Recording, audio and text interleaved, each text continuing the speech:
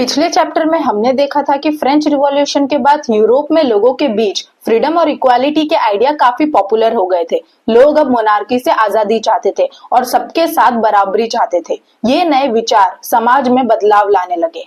French revolution ने एक नई सोच जगाई कि पुराने सामाजिक सिस्टम को बदला जा सकता है। पहले सोसाइटी में हायरार्की थी, राजा, क्लर्गी, नोबल्स ऊपर थे और आम जनता नीचे।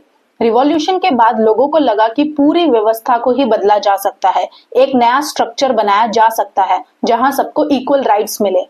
18th सेंचुरी के पहले समाज को 3 एस्टेट में बांटा गया था। फर्स्ट एस्टेट क्लर्गी लोगों का था, सेकंड एस्टेट नोबेलिटी और थर्ड एस्टेट कॉमन पीपल। इस सिस्टम में किंग के पास एब्सोल्यूट पावर थी, उसका कहना ही कानून था। आम जनता के पास कोई राइट्स नहीं थे। ये सिस्टम लोगों को और गुस्सा दिला रहा था। जब फ्रेंच रिवॉल्यूशन हुआ तो लोगों ने देखा कि राजा को हटाकर एक नया सोशल और पॉलिटिकल मॉडल बनाया जा सकता है। अब मोनार्की के बजाय लोग डेमोक्रेसी के बारे में सोचने लगे, यानी एक आम आदमी की सरकार जिसमें सबका हक हो। अब यूरोप ही नहीं, एशिया में भी लोग ये डिस्कस करने लगे कि सामाजिक पावर किसके हाथ में हो। क्या राजा सब कुछ कंट्रोल करे या जनता? इंडिविजुअल राइट्स जैसे बोलने की आजादी, वोट का हक, जीने की आजादी, ये टॉपिक अब लोगों के लिए मायने रखने लगे थे। इंडिया में भी इस रिवॉल्यूशन का असर पड़ा। राजा राम मोहन रॉय जैसे रिफॉर्मर्स ने फ्रेंच रिवॉल्यूशन को एक मिसाल के रूप में देखा। उन्होंने और उनके जैसे लोगों ने सोचा कि इंडिया में भी सामाजिक सुधार की जरूरत है। डेरोजियो जैसे लोगों ने नए विचार और फ्रीडम के कॉन्सेप्ट को इंडिया में लाने की कोशिश की। इस टाइम पे यूरोप में इंडस्ट्रियल रिवॉल्यूशन भी चल रहा था, जिसमें नए मशीन्स और फैक्ट्रीज बन रही थी। इस वजह से एक नई सोशल ग्रुप बनी, मिडिल क्लास, जैसे टीचर्स, डॉक्टर्स, लॉयर्स, और वर्किंग क्लास, मजदूर, फैक्ट्री वर्कर्स। इनकी वजह से समाज और इकोनॉमी दोनों में नए रिलेशंस बनने लगे। पुराना सिस्टम अब टूट रहा था। फ्रेंच रिवॉल्यूशन ने 3 बड़े आइडियाज दिए थे, लिबर्टी, इक्वालिटी, फ्रेटर्निटी। ये स्लोगन्स अब सिर्फ फ्रांस तक नहीं रहे, बल्कि पूरे यूरोप में लोगों के दिमाग में बस गए। हर आम आदमी चाहता था कि उसके साथ इंसाफ हो और वो भी सिस्टम का हिस्सा बने।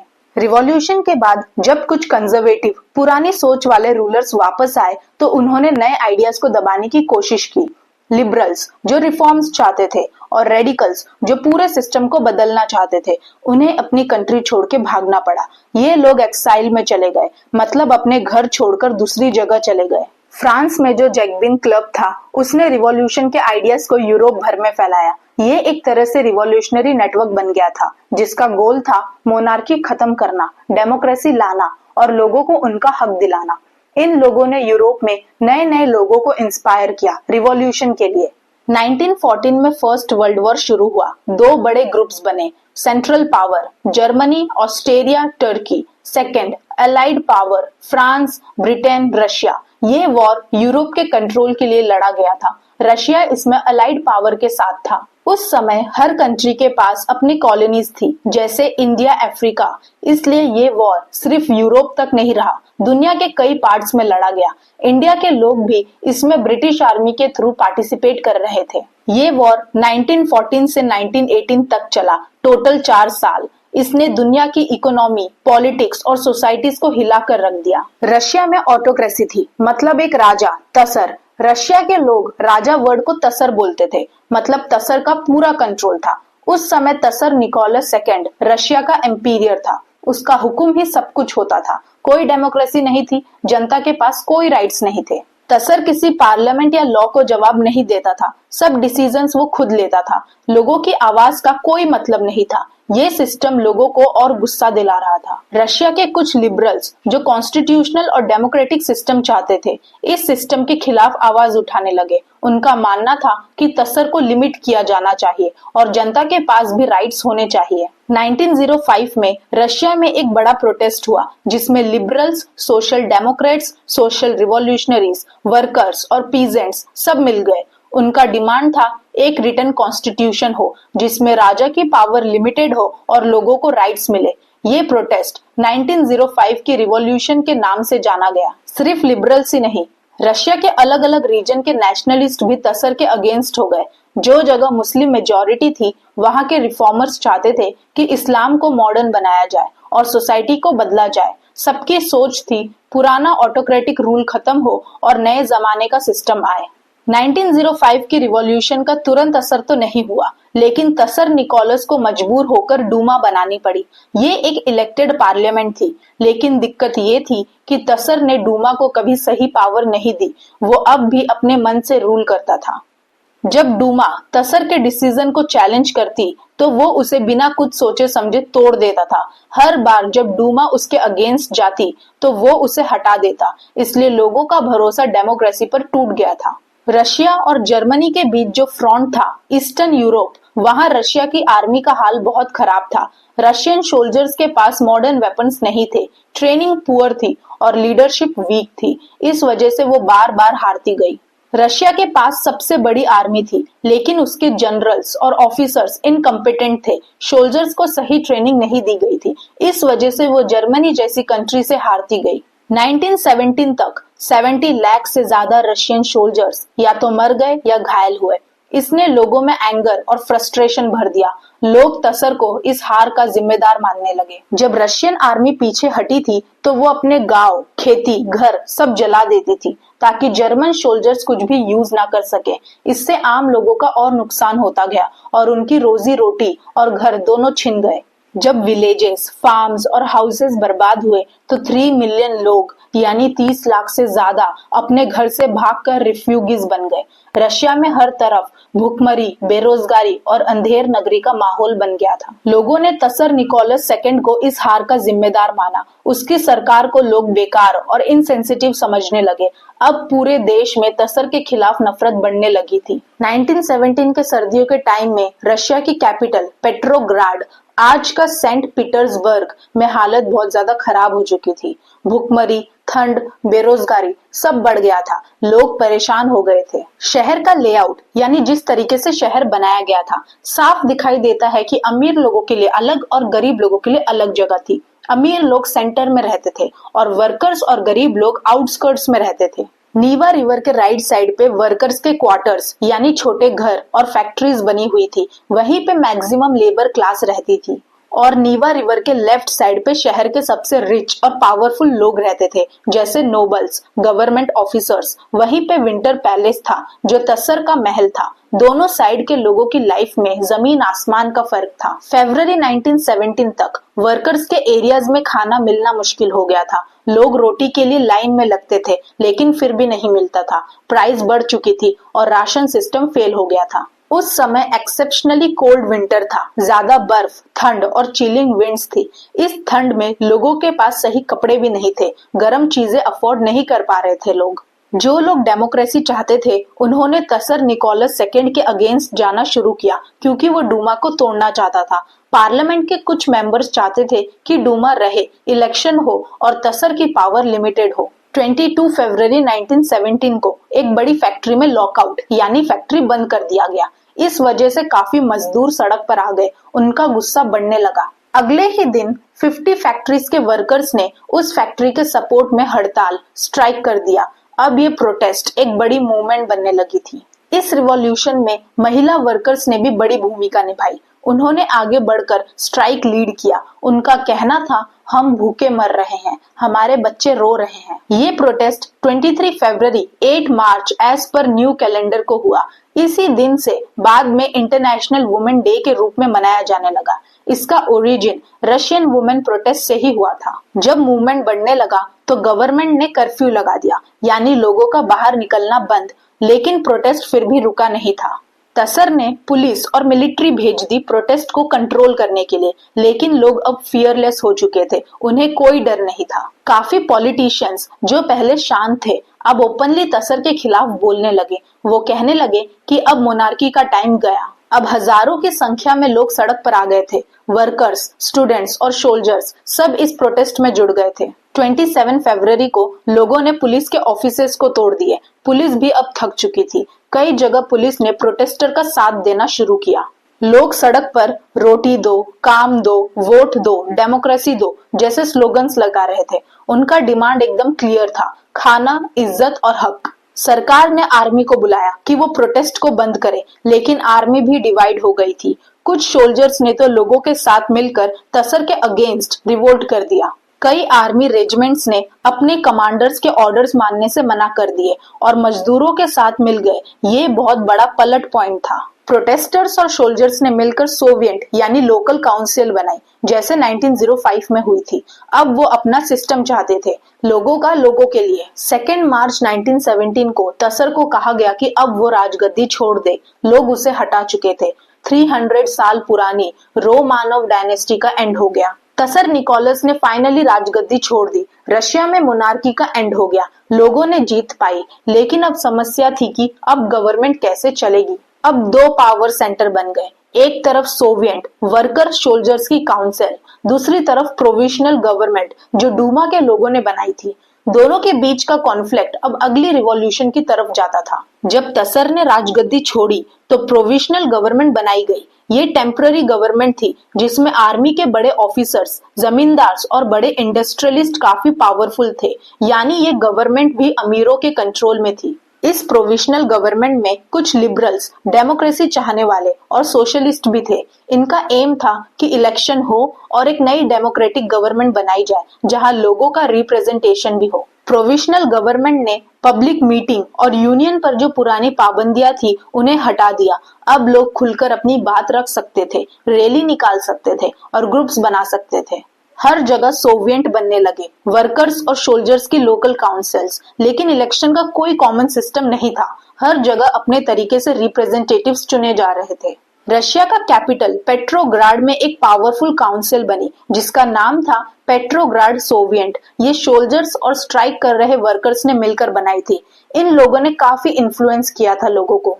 अब एक अजीब सिचुएशन आ गई थी। एक तरफ प्रोविजनल गवर्नमेंट थी और दूसरी तरफ पेट्रोग्राड सोवियत। दोनों पैरेलल चल रहे थे, लेकिन दोनों का डायरेक्शन और सोच अलग था। पावर का कंफ्यूजन बन गया था। सोवियत के पास आर्मी का रियल कंट्रोल था। सोल्जर्स प्रोविजनल गवर्नमेंट के ऑर्डर्स तभी मानते थे जब पेट्रोग्राड सोवियत भी उसे एग्री करता था। इसका मतलब था प्रोविजनल गवर्नमेंट पावरफुल दिख रही थी, लेकिन असली पावर सोवियत के पास थी। अप्रैल 1917 में एक नई ट्विस्ट आई। बोल्शेविक लीडर लेनिन, जो एक्साइल में थे यानी देश से बाहर थे, रशिया लौट आए। उनका विचार रेडिकल था। उन्होंने मोनार्की, प्रोविजनल गवर्नमेंट और कैपिटलिज्म सबके अगेंस्ट आवाज उठाई। लेनिन ने 3 रिवॉल्यूशनरी डिमांड्स रखी। फर्स्ट, वर्ल्ड वॉर 1 से तुरंत बाहर निकला जाए। सेकंड, जमीन किसानों को दे दी जाए। थर्ड, बैंक को नेशनलाइज गवर्नमेंट के अंडर किया जाए, यानी पूरी सिस्टम को झटका देने वाला चेंजेस चाहिए था लेनिन को। लेनिन ने इन्हीं डिमांड्स को नाम दिया अप्रैल थीसिस। ये एक मैनिफेस्टो था जिसमें वो कह रहा था कि अब और समय बर्बाद मत करो, सोवियट्स को पूरा पावर दो, प्रोविजनल गवर्नमेंट को हटाओ। लेनिन चाहता था कि उनकी पार्टी बोल्शेविक्स का नाम कम्युनिस्ट पार्टी रखा जाए, क्योंकि वो अब पूरी तरह रेडिकल चेंजेस चाहते थे, जैसे जमीन सब में बराबर बांटना, इंडस्ट्रीज गवर्नमेंट के अंडर लाना, एक्सेट्रा। लेनिन के आइडियाज सबको पसंद नहीं आए।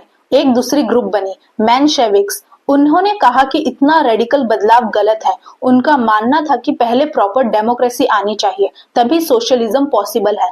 यानी अब बोल्शेविक्स वर्सेस मेंशेविक्स का कॉन्फ्लिक्ट भी सामने आने लगा। अप्रैल के बाद से लेकर पूरी समर 1917 तक वर्कर्स का मूवमेंट और बड़ा होता गया। हर शहर में मजदूर रैलीज, स्पीचेस और मीटिंग्स होने लगी थी। इंडस्ट्रीज में वर्कर्स ने अपनी कम्युनिटीज बनाई, जो फैक्ट्री के मालिक से पूछने लगे, आप प्रोडक्शन कैसे चाहते हो? यानी अब मजदूर फैक्ट्रीज के काम में डायरेक्ट बोलने लगे।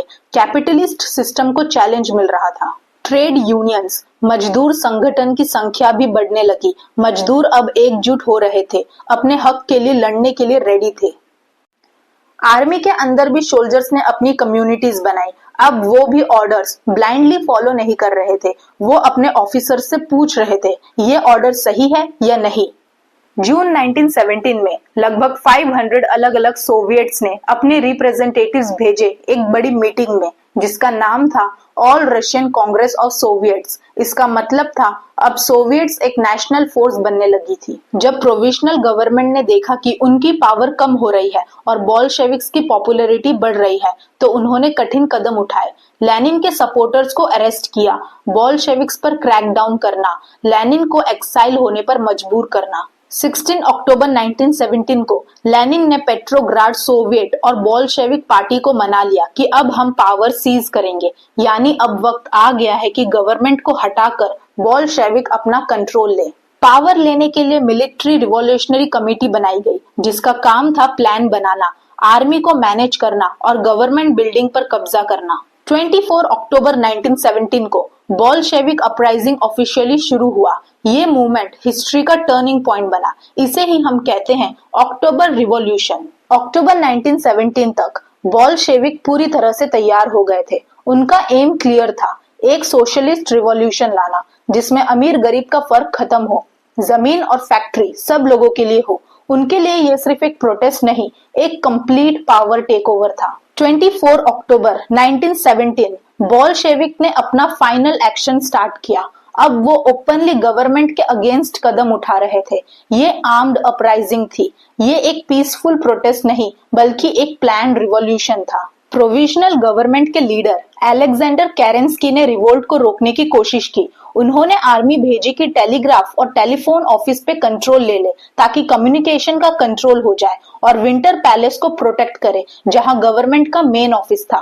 बोल्शेविक्स ने तुरंत जवाब दिया। उनकी मिलिट्री रिवॉल्यूशनरी कमेटी ने उनके सपोर्टर्स को ऑर्डर दिया कि सारे गवर्नमेंट ऑफिसेस पर कब्जा करो, मिनिस्टर्स को अरेस्ट करो, ताकि प्रोविजनल गवर्नमेंट का नामो निशान मिट जाए। एक बहुत इंपॉर्टेंट मूवमेंट था जब अरोरा नाम का एक बैटलशिप जो बोल्शेविक सपोर्टर के कंट्रोल में था, विंटर पैलेस पर गोलियां चला दी। ये एक सिंबॉलिक सिग्नल था, अब पावर बोल्शेविक के हाथ में जा रही है। बोल्शेविक ने पेट्रोग्राड के स्ट्रेटेजिक पॉइंट्स जैसे bridge, railway station, communication offices सब पर कंट्रोल ले लिया। इसका मतलब था कि पूरे सिटी का कंट्रोल अब ग्रेजुअली उनके पास आ रहा था। रात तक पेट्रोग्राड पूरी तरह बोल्शेविक के कंट्रोल में आ गया था।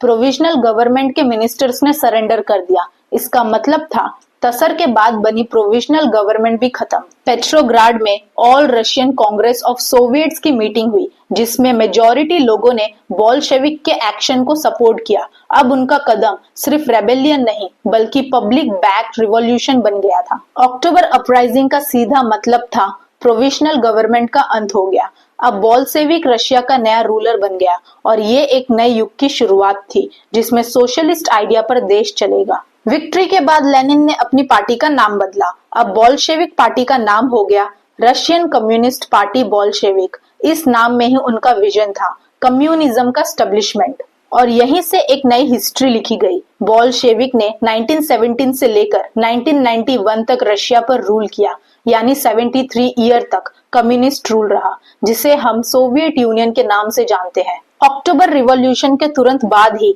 नवंबर 1917 में लेनिन ने एक बड़ा कदम उठाया। उसने सारी इंडस्ट्रीज और बैंक को नेशनलाइज कर दिया, यानी अब सब कुछ सरकार के कंट्रोल में आ गया। प्राइवेट ओनरशिप खत्म कर दी गई। नेशनलिज्म का मतलब था कि अब फैक्ट्रीज और बैंक का मालिक सरकार है, और उनका मैनेजमेंट भी गवर्नमेंट ही करेगी। ना कोई प्राइवेट मालिक होगा, ना प्रॉफिट के लिए काम होगा, सब कुछ पब्लिक वेलफेयर के लिए ऑपरेट होगा। लैंड रिफॉर्म्स भी किए गए। जमीन को सामाजिक संपत्ति घोषित कर दिया गया। अब जमीन किसी एक व्यक्ति या राजा महाराजा का नहीं, बल्कि सबकी थी। किसानों को ये हक दिया गया कि वो अमीर जमींदारों की जमीन को अपने कब्जे में ले ले।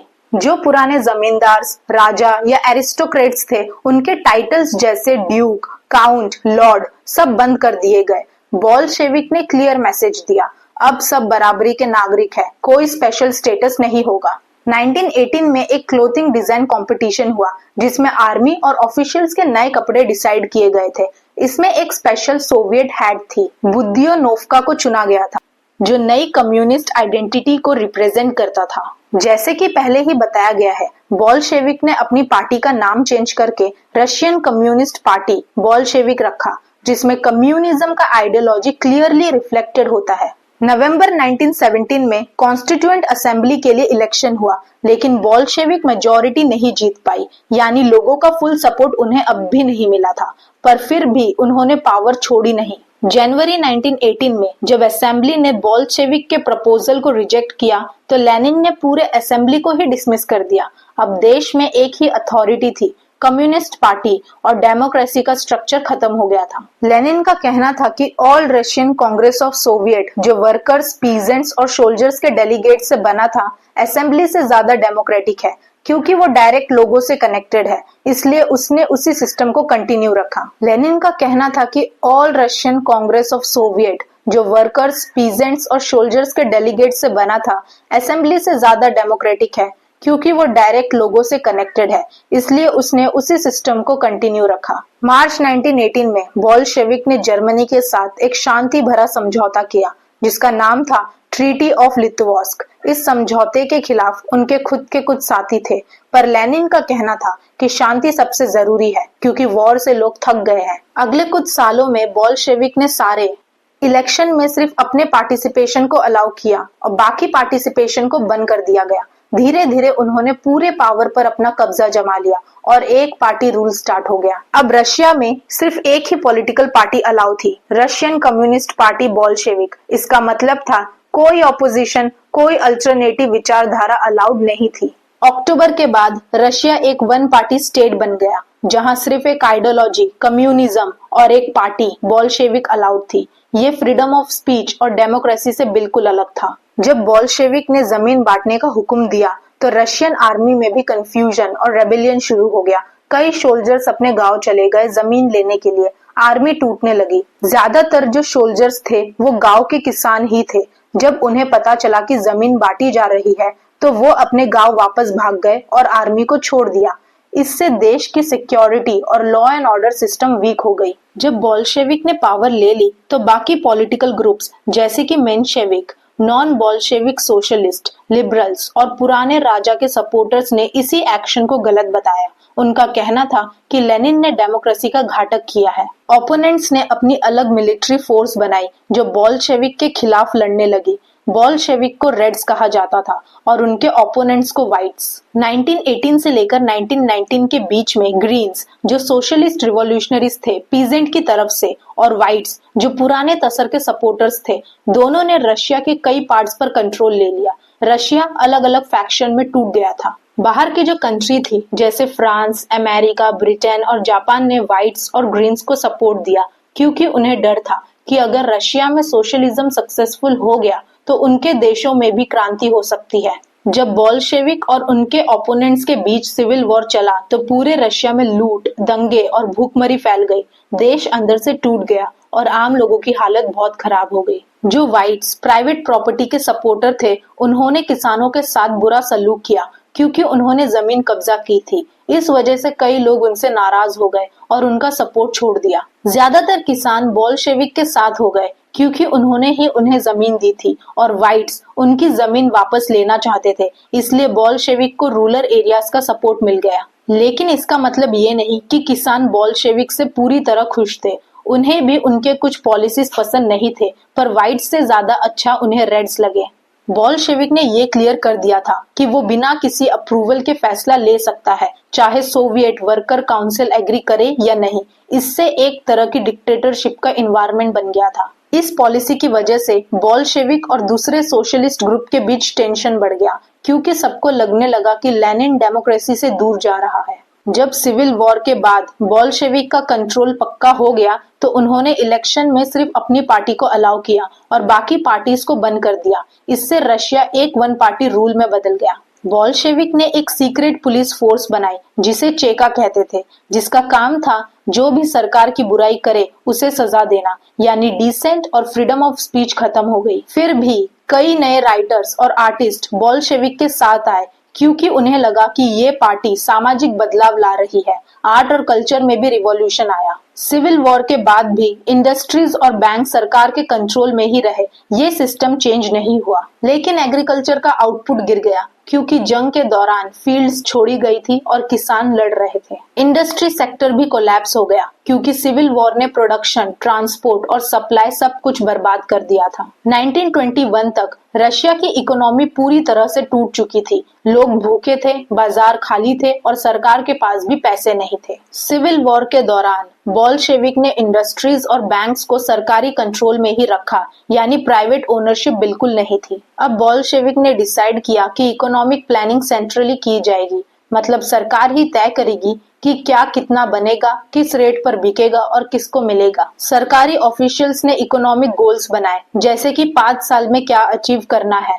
इस सिस्टम को 5 ईयर प्लान कहते हैं। हर सेक्टर को गोल्स दिया गया। इंडस्ट्रियल डेवलपमेंट को बढ़ावा देने के लिए सरकार ने प्राइसेस फिक्स कर दिए ताकि इन्फ्लेशन कंट्रोल में रहे और फैक्ट्रीज सही स्पीड से काम करें। ये सेंट्रलाइज्ड प्लानिंग काफी सक्सेसफुल रही। इनिशियली रशिया की इकोनॉमी धीरे धीरे ग्रो करने लगी, फैक्ट्रीज फिर से काम करने लगी और प्रोडक्शन बढ़ने लगा। फैक्ट्रीज ने ज्यादा सामान बनाना शुरू कर दिया। स्टील, ऑयल, मशीनरी में बड़ा ग्रोथ आया। एजुकेशन पे भी फोकस किया गया। स्कूल्स बनाए गए, सबको पढ़ाई का मौका दिया गया और इलिटरेसी को कम करने की कोशिश की गई। एग्रीकल्चर में एक बड़ा स्टेप लिया गया। इंडिविजुअल फार्म्स को हटाकर कलेक्टिव फार्म्स बनाया गया, जिसे कलेक्टिवेशन कहते हैं। किसानों को मिलकर एक साथ खेती करने को कहा गया। 1930 तक रशिया में सोशलिज्म एक डोमिनेंट सिस्टम बन गया, लेकिन इसका रिजल्ट मिला जुला रहा। कुछ जगह डेवलपमेंट हुआ, लेकिन कई जगह लोग परेशान भी हुए, खासकर फार्मिंग पॉलिसीज से। फिर भी ओवरऑल रशिया में तेज इंडस्ट्रियल डेवलपमेंट हुआ और इकोनॉमी ने स्पीड पकड़ी।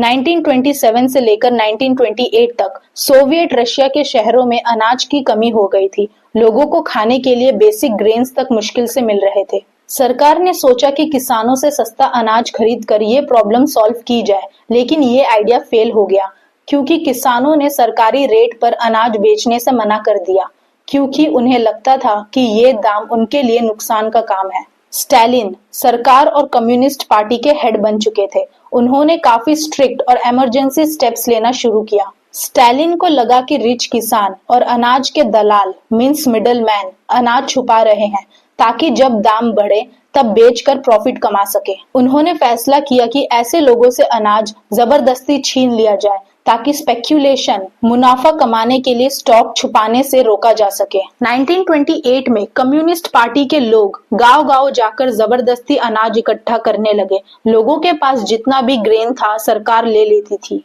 अमीर किसानों के घर पर रेड पड़ी, उनका अनाज ले लिया गया और कुछ लोगों को तो पनिश भी किया गया। स्टालिन ने सोचा कि जो किसान कलेक्टिव विजन के खिलाफ है उन्हें हटाना, एलिमिनेट जरूरी है। इससे वो अपना रूल मजबूत बनाना चाहता था। स्टालिन का मानना था कि ग्रेन की कमी का एक रीजन ये भी है कि हर किसान के पास अलग अलग छोटी लैंड है जिसका उपयोग सही से नहीं हो रहा है। स्टालिन का मानना था कि ग्रेन्स की कमी का एक रीजन ये भी है कि हर किसान के पास अलग अलग छोटी लैंड है जिसका उपयोग सही से नहीं हो रहा है। इस वजह से उन्होंने कलेक्टिव विजन को जरूरी समझा, यानी छोटी फार्म्स को मिलाकर एक बड़ा जॉइंट फार्म बनाना जहां सब मिलकर काम करें। 1929 से कम्युनिस्ट पार्टी ने हर किसान को जबरदस्ती कलेक्टिव फार्म्स में जोड़ने की कोशिश की, उन्हें काम करने पर मजबूर किया। प्राइवेट लैंड और टूल्स सब कलेक्टिव फार्म्स को दे दिए गए, यानी अब वो किसी एक व्यक्ति के नहीं बल्कि सरकार के कंट्रोल में थे। अब किसान सब मिलके एक ही लैंड पर काम करते थे और जो प्रॉफिट आता था वो सबके बीच बांट दिया जाता था थियोरिटिकली। लेकिन जो किसान इस सिस्टम का विरोध करते थे उन्हें बड़ी सजा दी जाती थी, जैसे जेल में बंद कर देना या शहर से भगा देना या कभी कभी डेथ भी। हजारों लोगों को रशिया के दूर एरियाज में भेज दिया गया या जेल में डाल दिया गया। किसान कह रहे थे कि वो अमीर नहीं है और अपनी छोटी लैंड पर आजादी से काम करना चाहते हैं, लेकिन उनकी बात नहीं सुनी गई। बहुत से किसानों ने तो काम करना ही छोड़ दिया या फिर जो उनके पास पालतू जानवर थे उन्हें भी मार दिया या अपना अनाज जलाकर प्रोटेस्ट किया। 1929 से लेकर 1931 के बीच रशिया में टोटल कैटल पॉपुलेशन का 1/3 हिस्सा खत्म हो गया था। किसान जानवर मार रहे थे या बेच रहे थे। सब एफर्ट्स के बाद भी एग्रीकल्चरल प्रोडक्शन तुरंत नहीं बढ़ा। लोगों में दरार और नाराजगी थी। 1930 से लेकर 1933 के बीच में तो बुरी फसल, बैड हार्वेस्ट हुई और फैमिन, अकाल आ गया। हजारों लोगों की तो भूख से मौत हो गई। 1933 के अकाल में लगभग 40 लाख लोगों की जान चली गई। ये कलेक्टिवेशन का सबसे बड़ा नेगेटिव रिजल्ट था। 1933 के फैमिन में लगभग 40 लाख लोगों की जान चली गई। ये कलेक्टिवेशन का सबसे बड़ा नेगेटिव रिजल्ट था। स्टालिन ने कलेक्टिव फार्म को एलिमिनेट करना शुरू किया। तो दोस्तों, इस चैप्टर के थ्रू हमने समझा कि कैसे यूरोप में सोशलिज्म एक आइडिया के रूप में उभरा, कैसे रशिया में लोग तसरशाही के खिलाफ उठे और कैसे एक बड़ी क्रांति रशियन रिवॉल्यूशन ने न सिर्फ एक साम्राज्य को गिराया बल्कि पूरे विश्व की राजनीति और सामाजिक सोच को बदल दिया। लेनिन, बोल्शेविक और सोवियत यूनियन की कहानी ने दुनिया को एक नए मॉडल की सरकार दिखाई, लेकिन इस क्रांति के अपने चैलेंजेस भी थे, जैसे सेंसरशिप, ऑपोजिशन का दबाया जाना और इकोनॉमिक स्ट्रगल्स। तो अब आप बताइए, क्या आपको ये एक्सप्लेनेशन पसंद आई या नहीं? अगर पसंद आई हो तो चैनल को लाइक, शेयर और सब्सक्राइब करें। Thank you for watching this video.